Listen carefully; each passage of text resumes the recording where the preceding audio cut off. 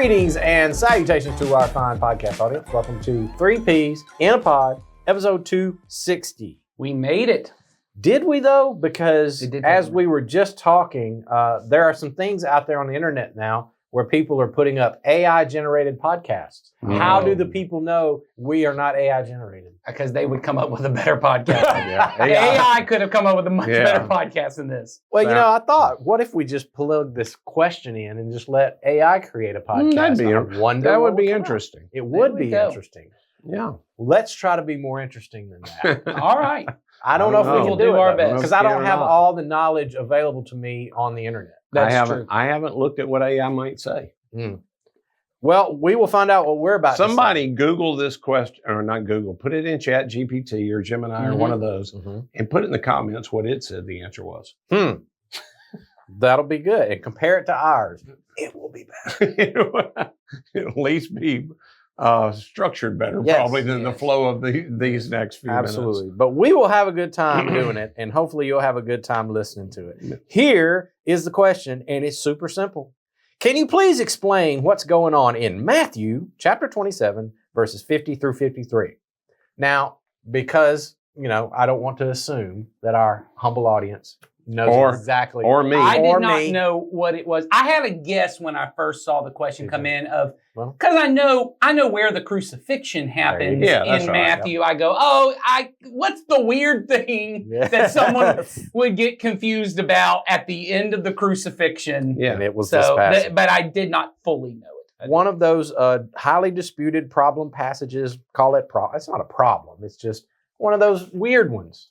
There's a lot of weird stuff in the Bible, that's for sure. There's a lot of weird stuff in the Bible. There's a lot of weird stuff in all kinds of literature if you decide you want to read it all literally. Well, I'll also say this. There's a lot of weird stuff in the universe because we've used this as illustrations before, so it's probably helpful for people to hear it again. But I've just recently been watching baseball again with my girls, and they were watching Good job. it. Yeah, and they were saying to me something about how fast the person was throwing. And I said, it's actually scientifically impossible for someone to hit that fastball. And one of my daughters, who is more scientifically minded, and at her age, she has moved from the world of lots of questions to science can answer everything. So in her mind, it is what you just said makes no sense. That's right. I watched him hit it. Yes. I saw that. Well, what she said is, in science would be able to explain. So, science can't explain, and you can look up, there's tons of articles around how the brain can't actually process the information of how fast the ball is coming and all these, the distance between it and all that kind of stuff. I said, but it happens all the time. It's just one of those mysteries of life. Yeah. We cannot figure out how a person does it. But guys are doing it every day. Every day. Every day in the MLB, people are hitting fastballs. I bet what we're about to read from the Bible. Not the Braves most this of is the not time. This is not happening every day. No, this is not happening every day. So it's just a weird thing in the Bible. It is. So here's the passage, and just set the context. This is Jesus on the cross right around the time of his crucifixion, or at the crucifixion. He's dead now. He is, he's about to die here. Here it goes. And when Jesus, this is Matthew 27, 50 to 53. And when Jesus had cried out again in a loud voice, he gave up his spirit. At that moment, the curtain of the temple was torn in two from top to bottom. The earth shook, the rocks split, and the tombs broke open. The bodies of many holy people who had died were raised to life. They came out of the tombs after Jesus' resurrection and went into the holy city and appeared to many people. That's weird. Passage. That's a lot of weirdness. That's weird. And it should be mentioned, this is out of all 4 Gospels, it's only mentioned in Matthew. Only time is in Matthew. All of those things are only mentioned in Matthew. I think so. I know certainly the dead rising from the tombs, but I think the curtain also. I think the veil is also only in Matthew. I think so. I can't remember. I can't remember either. He's going to look it up while we talk. All right, so the questioner wants to know just what in the world is going on. I would assume what they want to know is, did all that really happen? Yes, but not probably in the way you asked the question. Those things did happen, but maybe not literally happened. The veil being torn is mentioned in both Mark and Luke. I thought Okay. So there you go. All right. So that's being torn. Resurrection of the saints and the tomb opening is only mentioned in Matthew. That's right. So, Yeah. so I think an important thing to maybe break down for people here is the Gospels are historical documents that are recording what is going on in the life of Jesus. They are recording history. But it's also important for us to know they're also theological documents. They are not... they're not biographies in the way we think of biographies. In fact, they weren't trying to write biographies. No. They were writing good news documents, which was to express the good news about Jesus. Yes, which in their viewpoint was not just something, was something that literally happened in history, but also was something that had cosmic importance, something that was going beyond just what we could physically see. It was Jesus.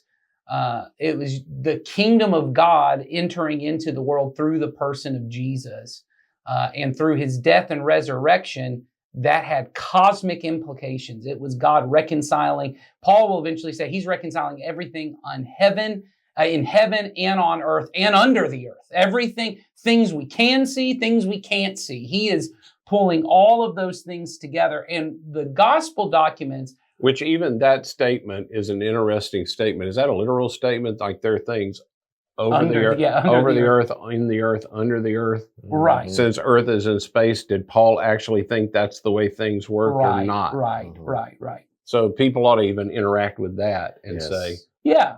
And I think that's the part that we have to... So when we're reading these documents, they are historical, but they are also bringing theological insight. They understood in the way that Matthew does this probably, I think this is true. This may not be true. We can ask ChatGPT later. I think Matthew in particular is really interested in pulling Old Testament scriptures and prophecies into the life of Jesus. He quotes more Old Testament than any other gospel. Right. Yeah. So he's bringing all these scriptures in to help us to understand the cosmic implications of Jesus's life. So he's tying in the historical life of Jesus. So that part's true, but he's also tying in these cosmic implications, these Old Testament implications. He's weaving them in like great literature does. And so we, I think, sometimes have the thought as modern readers that it's either history or it's literature or it's this poetic kind of look. And the gospel writers, and each one has their own flavor of doing this, are weaving all of those things together. They don't see a problem with weaving together a historical thing with this more theological insight to stuff.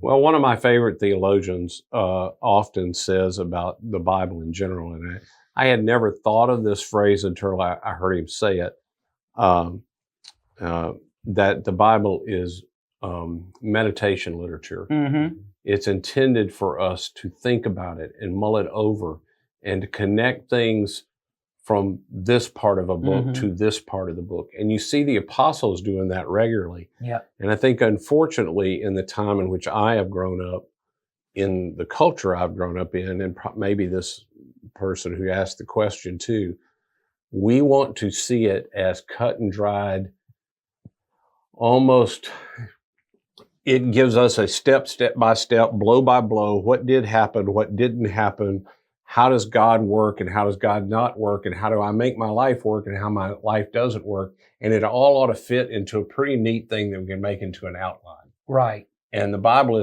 it's meditation literature. And so there's a lot of allusions to Old Testament stuff in this passage. Sure.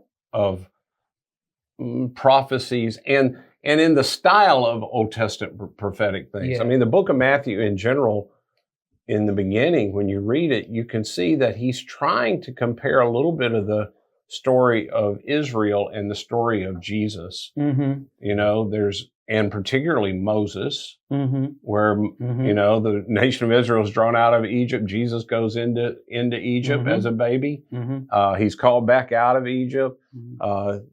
He then goes through the water of baptism and then into the wilderness. Which is exactly, and then there's the temptations of, and everything that Israel got wrong, Jesus gets right. And I'm not saying those things didn't happen. They did happen, but Matthew is trying to paint a very Jewish picture for his Jewish readers of stuff they would have known and that they would look at and they would meditate on it in the way of reflecting on the books of the Old Testament that they knew so well. I was just talking about this with a group that I study the Bible with, and we just had started reading through 1 Corinthians. And, at the beginning of 1 Corinthians, there's this part where there's divisions in the church, and it's over the fact that there's some follow Paul and some follow Apollos and some follow, Cephas, who's Peter. And he said, that's not it. And so everyone's like, okay, well, who's Apollos? And we're going through this whole thing of, Apollos is Greek. He's a Gentile believer, not a Jewish believer. And I said, he has to get trained really theologically by Priscilla and Aquila, who are these believers who realize Apollos is this really good speaker, but he's about that deep theologically. Yeah. And part of the reason why is because he is a Gentile believer. And this is where I'm getting to. The early church at the time that Paul's writing 1 Corinthians has very little New Testament material because it hasn't been written yet. That's right. They've got the stories of Jesus, but what we can tell, at least even 150 years, at about 150 AD, we have this document called the Didache, which tells us a little bit of what the early church would do. Most of their services at that time is meditating on the Old Testament and tying Jesus and going, oh, this is revealing to it. So to a guy like Apollos, who's this Gentile believer who they want to teach in the church because they go, you have this gifting. They go, we got to help you understand these Old Testament scriptures as well so that you can help other people figure out how Jesus is the fulfillment of this. So going to your part about meditation literature, the whole scripture is constantly it's like almost like a snake eating its own tail. It's constantly turning over and turning over. And even things, when you read through the book of Genesis, are pointing to things that's happening in the life of Jesus, and Jesus is pointing back to it. And so when you read something like this and you go, that sounds nuts, there's a lot of weird stuff in the Old Testament that you read and you go, that also sounds nuts. How does all of this work together? The conflict or and I know the scholar you're talking about, he'd even say the things that seem like contradictions, his idea are inherent and intentional because you're supposed to go into the gap and go, let's put these two things against each other and figure out where is the wisdom of God in those, because that's the way the Jewish rabbis would do it, is they'd throw the two verses against each other. That's right. God's not contradicting himself, so we got to find out what he means. Yeah. And that's part of us partnering with God in the Spirit and the work of the Spirit. So what's up in the scripture is it's conveying to us a message of stuff that happened at the moment Jesus died. Figuratively, I mean, if we get to heaven and go, no, man, all that happened, I'll go, okay. Yeah. Once you get that God created everything that you see by words, everything else pretty easy. Yes. I mean, if God can create everything by saying things, ain't nothing hard for him. Yeah. And so if you tell me that's what happened, I buy it. If he can raise Jesus from the dead, I don't have a problem with this. But I also don't have a problem with saying that Matthew, who is trying to convey a story, is using descriptive kind of language of figuratively what happened. Does the veil of the temple literally have to tear from top to bottom to convey that God was ending that old way of doing things and there was no barrier anymore, like the book of Hebrews says, that we can boldly now enter into the throne of grace through the way that Jesus provided? Does it literally have to happen? If it didn't literally happen, does that mean we don't have free access? Well, I don't see that. Yeah. I think the important, and this is maybe a distinction that sounds like dodging the question. It's not for me. I believe it actually happened. I don't know if it literally happened. And I think those are two different things. I think what this is trying to convey is that when Jesus died, in the fabric of the universe, something fundamentally changed that was as cosmically important as whether, and I'm saying as if, not to say that people didn't physically get up and I don't know because I wasn't there. And I know one of the big struggles for people is we don't have any other historical evidence that has any other writers at the time going, there was this weird time when people raced from their tombs and walked around physically and appeared to people. That's right. And then people would go, so see, that means the Bible is fake. That's not a problem for me because one, like Ed just said, if I get to heaven and God goes, no, that literally happened. And I'll go, great.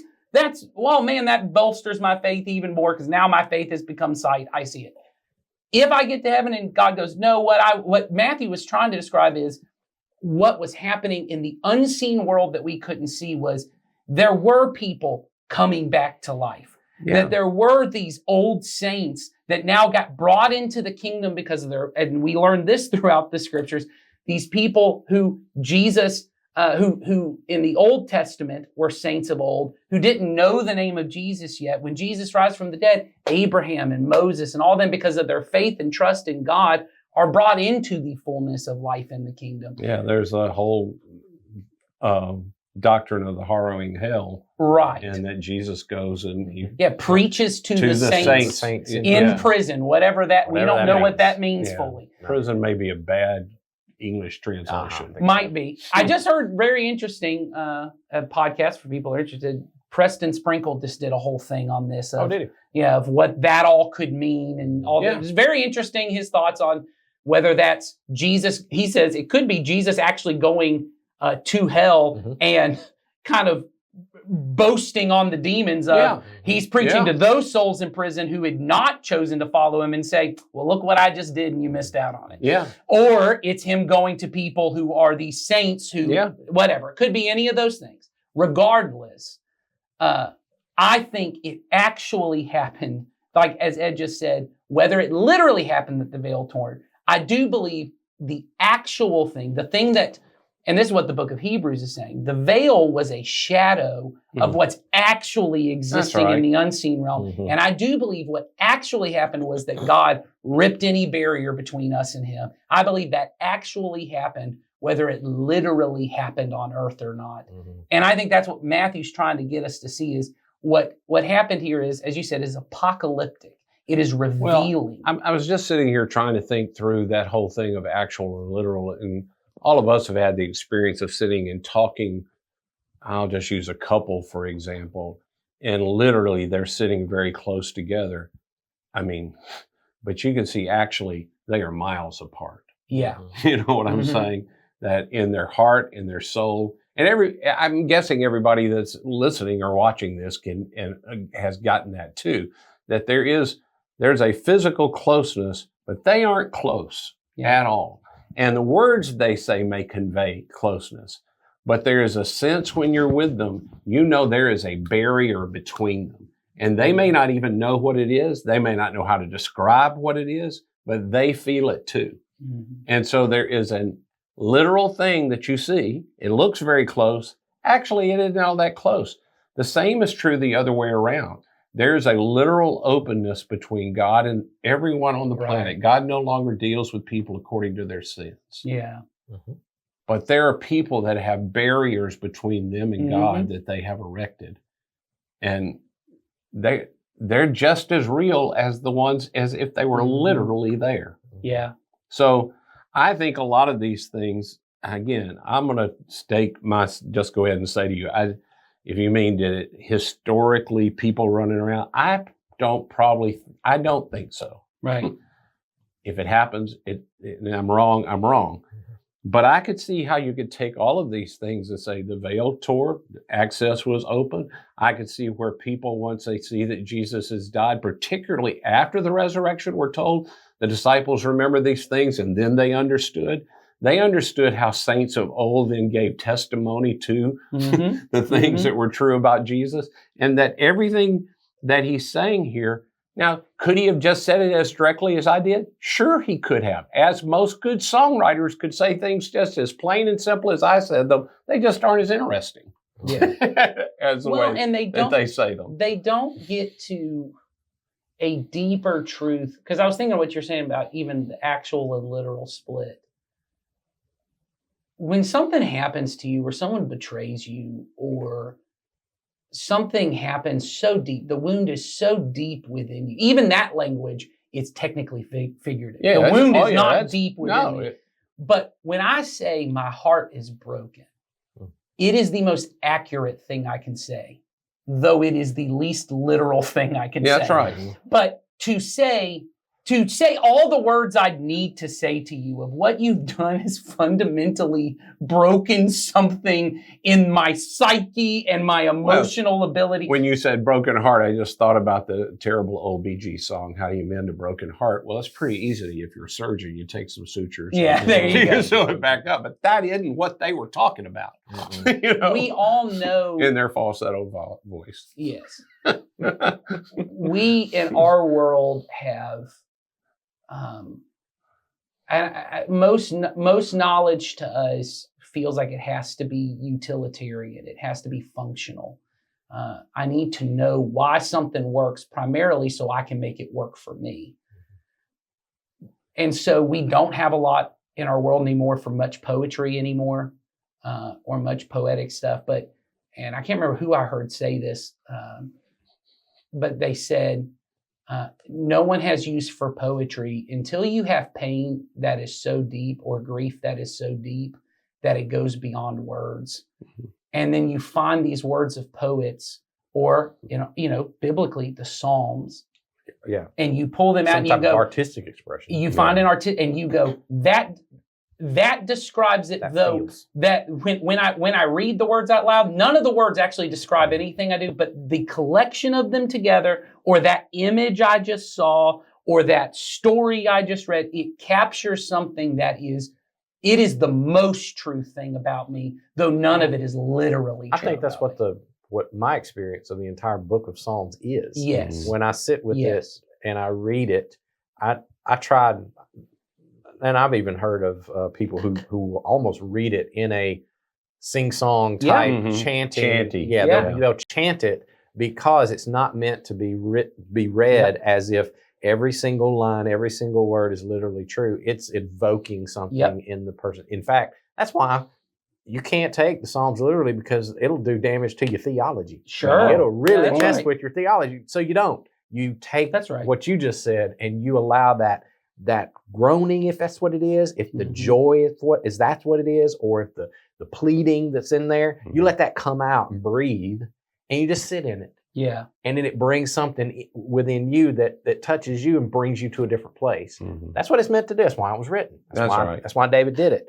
So that's the kind of literature you're talking about. And I'm saying this is that, I believe it's this kind of literature. Well, and I told you before we started, to me, when I read it, and I've read it several times, to me, sometimes when I read things, I don't know how to say this other than it kind of rings the bell for something else in the scriptures. And for me, this passage always rings the bell of Acts chapter 2, when Peter stands up and he quotes from the prophet Joel, and he says, this is what was prophesied. And then he goes in and says, your old men will see visions, your young men will dream dreams, the moon will turn to darkness, the sun will turn to darkness, and the moon will not give us light, and the moon will be blood red, and all these things. And he just goes one after the other, and there are all these big, huge cosmic shiftings in the world.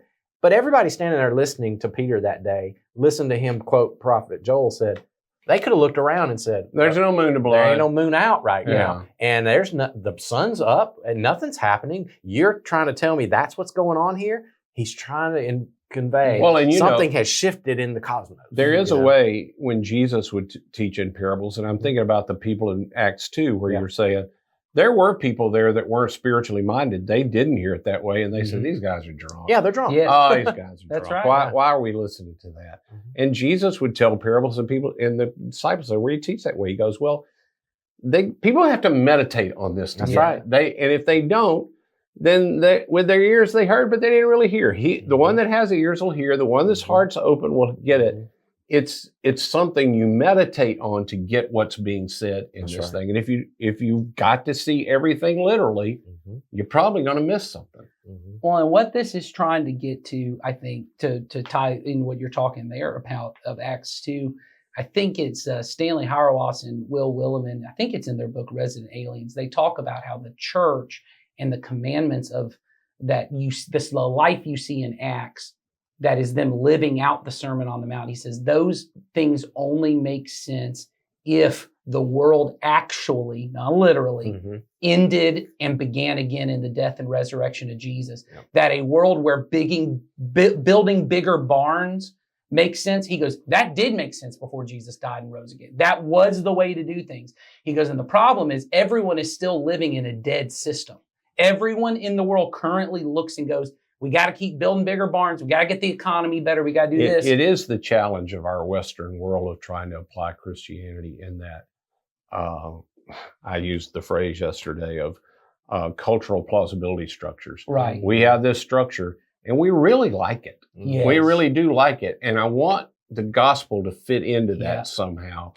And it doesn't. No. It speaks of a total different culture. Yes. And when you hear something that challenges it, like we talked about yesterday when it comes to marriage, there are all kinds of things that the gospel does that challenge your cultural plausibility structure and go, well, I've either got to decide this is right or the culture's right. Yes. I can't ask this to just get tacked into this. That's right. Because you can't harmonize it all the time. No.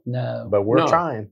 Yes. Yes, we are. Well, and you ultimately have to accept, and I think this is what Matthew's trying to get to him, is the world ended when Jesus died. Because that's Jesus' death. Everything you thought was possible was dead. And it was like everything's dead. But somehow there was this life releasing. There was this new thing starting that also coincided with his death. Well, and you think about what he says happened. At the death of Jesus, literally, he died. Literally. Right, literally. Literally, he died. But Matthew's saying at the moment he literally died, there's a lot of life that got unleashed. Right. Well, he gave up his spirit. He gave up his Then all this. And the spirit is the life. And you may not have seen it literally. There might not have been a literal ripping at that moment, but it ripped all the same. When he gave up his spirit, it ripped. And people who were dead were coming back to life. Right. That actually happened, whether it literally happened or not. Jesus literally died and this got released. You know, one other thing that you triggered me on, and I remembered this, is something to also take into account, whoever wrote this question. Matthew was not the first gospel that was written. Yes. It actually came after Mark, we think. Most likely. We're pretty sure Mark was the first one. So he's like the first draft. And as you said, Mark says only one of these things. And so every other gospel that comes after that, sometimes you'll notice would take what was written in the earlier gospels and would riff off of it. And this is also very possible of what this is doing as well. That's also right. He read Mark and goes, oh yeah, that happened, but let me tell you what else going on. And then he just goes and hits it. And so that's another thing to think about. I remember my professor on Gospels that there's a Jewish rabbinical tradition that rabbis would do that. And I can't think of the phrase, so I'm not even going to try to say it. But that he would say, that's what this is doing. He's riffing off of that kind of thing and giving you rabbinical teaching. Yes. And I think that's an important part too. Whenever you're reading the Gospels, I think sometimes we either have an idea that these are just, we have whatever we think religious texts are, we apply that to it. So similar to the Quran or anything else, we apply all of that, just drops out. This is what you need to know. Or we think of them as purely historical documents, as if what Matthew was doing was going, I got to write this down so it ends up in a library someday that people could just find and open on their own and find life in Jesus' name. That's not primarily what he's doing. He's writing this for churches to use.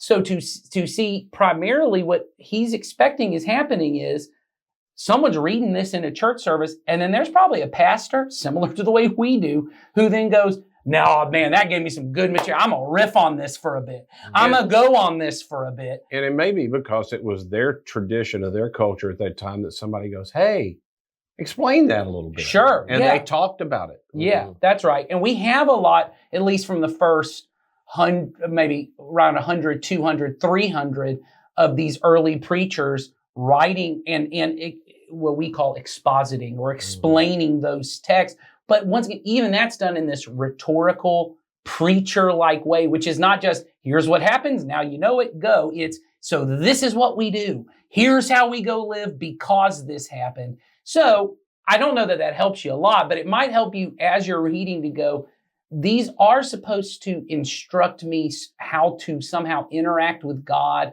or interact in the new creation or interact in his kingdom in a way. It's not just, here's some facts of things that happened and you should know it. You got to let the text draw you in. Yes. And when we read it the way our modern world reads it, there's very little of that going on. And that's something that I've been learning over the past few years is if the text is open it up, get my chapter done. Well, that, like you just described, Nathan, that happened. Okay, that was good. I could me something. Yes. Or I didn't. Or I read that. I've read that 50 times. Yeah. Honestly, if I could pick which one of those, I would rather you not learn anything and you get real confused and real astonished and real curious. And you ponder. Oh my goodness. I'd much rather that than you open it up and go, well, that's what happened. And then you're done. Yeah, exactly. Right. That's the world that they wrote into. That's what the scriptures were really meant to do, I believe. So, yeah, I agree. Okay. Well, we have riffed for about 31 minutes on that. Yeah. So I think that's enough. All right. So you guys keep sending in questions. We will keep answering. That was a good them. one. Whoever That was a sent good that question. We appreciate that. It gets us on. And as you know, you just ask us one thing, we're going to talk about a lot of things. That's right. That's how we do. And that's okay. So maybe coming back with some interesting stuff that Nathan wants to talk about. Well, I don't know about interesting. We're going to fill some time with it. So we'll see what happens. I make no promises or predictions about what you'll get next week. But if you don't like what we come up with, you should send questions. There you go. That's the moral of that story. Link is in the description. Use it or not. We'll see you next time. Bye.